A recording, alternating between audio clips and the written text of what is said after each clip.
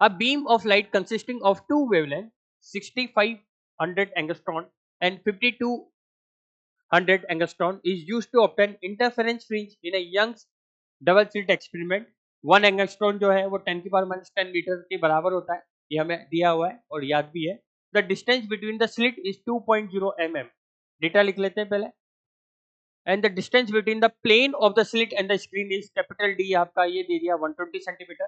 Find the distance of the third bright fringe on the screen from the central maxima for the wavelength of 6500 angstrom. तो हमें beta निकालना है किसके लिए? 6500 angstrom के लिए. तो पहले एक बार डेटा लिख लेते हैं और डेटा लिखने के बाद इसको सॉल्व कर लेते हैं. तो पहले डेटा लिख लेते हैं. हमें क्या दिया हुआ है?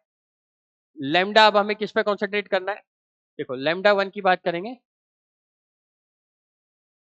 तो लैम्डा 1 आपका हो जाएगा 6500 एंगस्ट्रॉन. आंसर है सेंटीमीटर में, तो मैं स्टार्टिंग से सबको सेंटीमीटर में कन्वर्ट कर देता हूँ.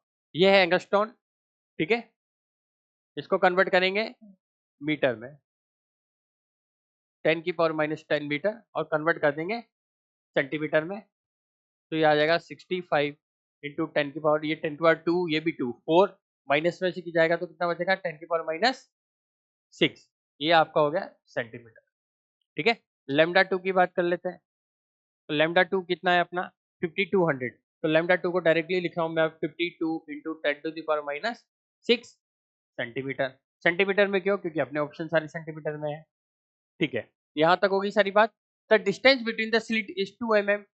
जो डिस्टेंस है स्लिट के बीच की वो 2 mm है. अगर सेंटीमीटर में कन्वर्ट करेंगे तो कितना आएगा? 0.2 centimetre. And the distance between the plane of the slit and the screen, capital D automatically किसमें है?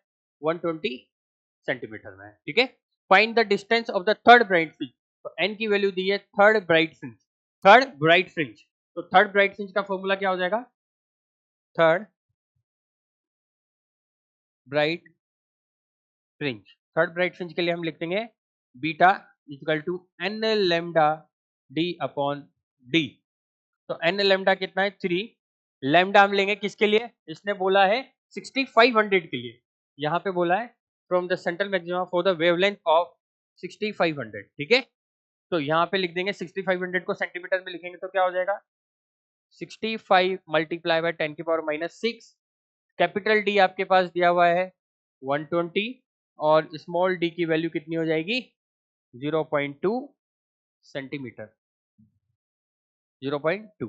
इसको सॉल्व करेंगे हम, we will get our answer. Solve करने के बाद अपना आंसर जो आ जाएगा इसमें option number 1 will be the answer, 0.12, ठीक है. आंसर आ जाएगा. बाकी कैलकुलेशन वाला पार्ट है. डेटा लिखा हुआ है, बस थोड़ा सा ध्यान यहाँ रखना था किस लैम्डा के लिए पूछा है.